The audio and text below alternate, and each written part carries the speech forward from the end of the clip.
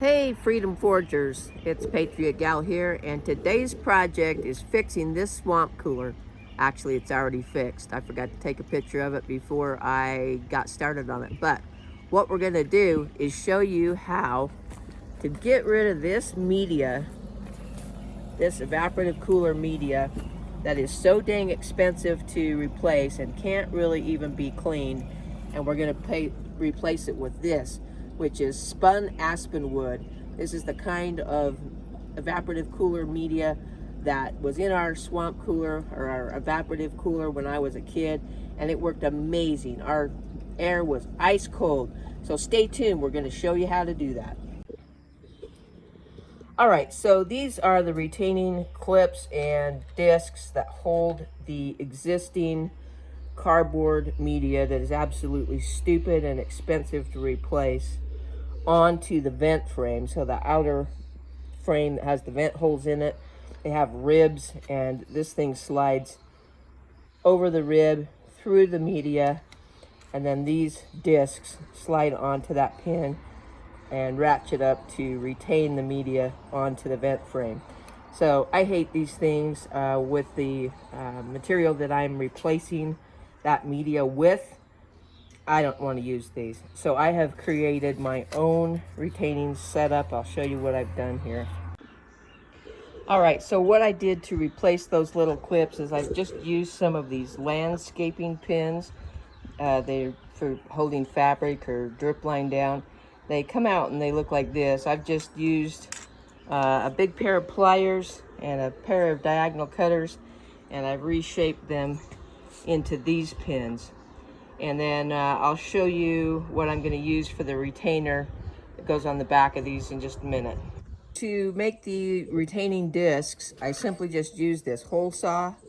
Took a Home Depot lid that's made out of I can't remember the name of the plastic right now. It'll come to me, but it's pretty good, thick plastic. It's really durable, and it's HDPE plastic. Anyway, fuel proof, corrosive proof, good in the sun, all of that.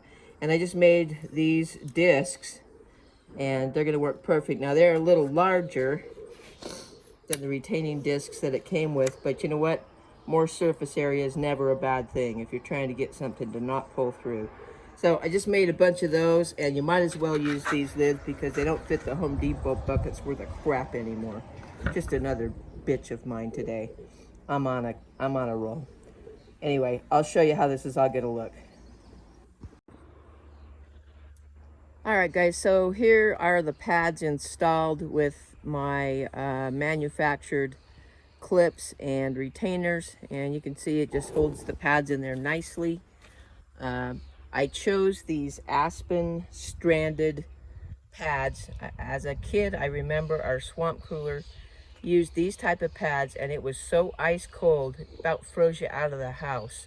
So if you live in a place where you don't have high humidity, if you live in the desert Southwest or just anywhere where it's not high humidity, an evaporative cooler is the way to go. But this right here that they come with, this is stupid.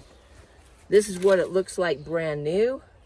This is what it looks like with my hard water. And there is no way to clean this or get it out. I mean, I've tried to put vinegar on it. It's a pain in the ass to get these out. It's just, no air is gonna get through that.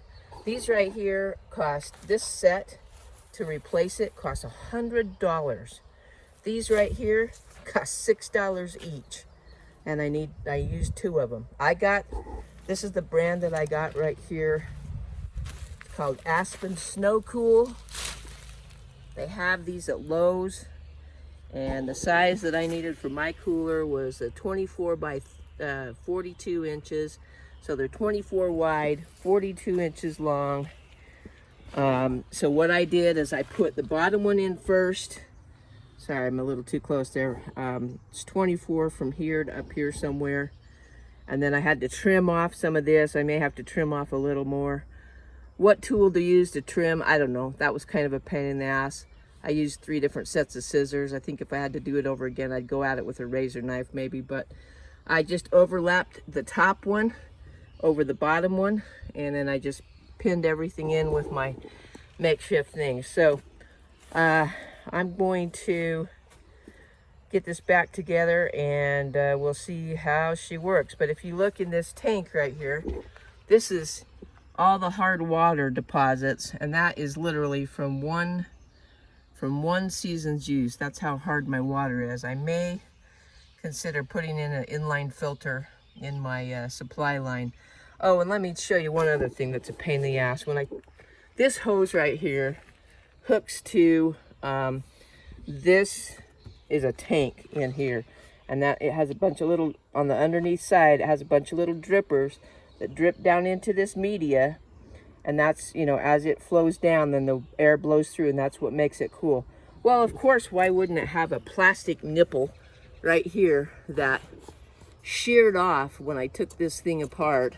I've had it off before, and when I tried to just pull down on the hose, first thing is, the hose they send with it is just the perfect length to reach, but not the perfect length to work on it. You need like a couple of more inches so that you can pull the vent away from the unit and get your hand in there. It's like, come on guys, just give me a couple more inches.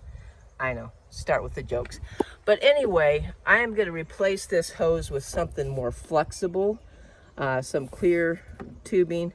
And then I've got to get a nipple, and I'm going to have to just carefully thread it in there with a O-ring on it, and I believe that'll work. So when I get that done, I'll show you what that looks like, and hopefully I can get this thing back together. I'm going to take a shop vac, suck out all that hard water deposit before I fill the tank up, and then I'm going to pour some gasoline on this shit, and I'm going to burn it to the ground if it works. So anyway, that's what's coming up next.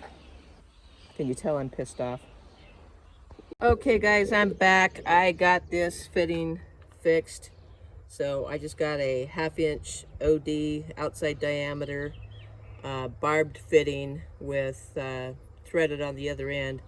I had to drill the hole up in that plastic housing slightly larger than it was. Had to be careful doing that, not to get it too big. And then that thing threaded right in there. I put an O-ring on it, if you can see the O-ring, just to be on the safe side. I don't think it's going to leak anyway, but just in case. So that's fixed. Should have been a metal fitting with a plate of some kind to begin with. Thanks, Mastercool. And I went and got this clear tubing, 1/2" ID inside diameter. It's nice and flexible, so it should go on there just fine. Don't think the pressure is such from the pump that it will blow the hose off. I don't think it'll need any clamps of any kind. But this hose here is going to be a lot easier to manipulate when I get it up there. I'm doing this job by myself, guys, so trying to lift this thing and put it in place and everything, it's a bit challenging. So I'm going to get, sorry, goes out of focus, light's changing, I don't know why. But anyway, I'm going to go ahead and get that reservoir cleaned out like I mentioned before, and then I'm going to throw this baby up and see how it works. All right guys, it is all the way back together and it is working great. The pump's pumping. It took a while to get it primed, but I got it primed. That flexible hose worked great, and you can see, if I get close here, you can see the water running down through the media, through this aspen stuff, and it will continue to, the more it gets saturated, the more effective it's going to be. Now, a couple of things I would have done different, and I may fix this next year. It is blowing a little bit of water inside the house, and I mean a tiny bit, like a mist, just a few drops. So I countered that by putting a little towel down.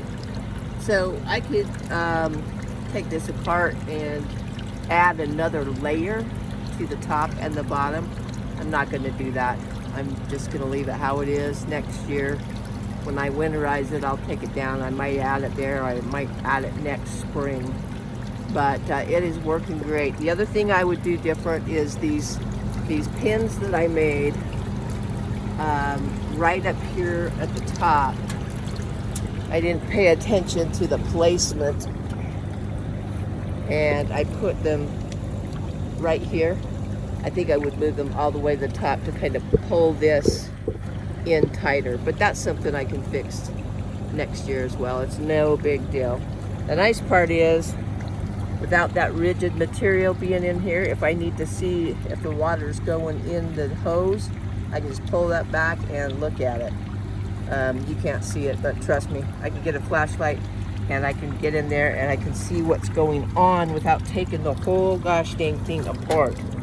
So, re-engineered and fixed. So it is working great, and it's nice and cool in the house. So there you go, guys. If you're thinking about buying one of these Mastercools, I'm telling you, they are just not built that well. And the fact that you have to spend $100 to change your evaporation media is just ridiculous. I don't like the plastic fittings. The elbow in there and the hose they used was crap. So, I mean, you can rework them and work with what you got, but I would not recommend this brand. If I was to do it over again, I would just get your regular box style evaporative cooler that's been around for years. They're less money and they're built better. But anyway, there you go, guys. I hope that helps somebody down the road. And you know, when you're forging your own freedom, you gotta take responsibility. You can't always call a guy. You just have to learn how to do some things yourself. So go out today and do something to forge your freedom, and make sure you're working on your personal liberty every single day. Bye now.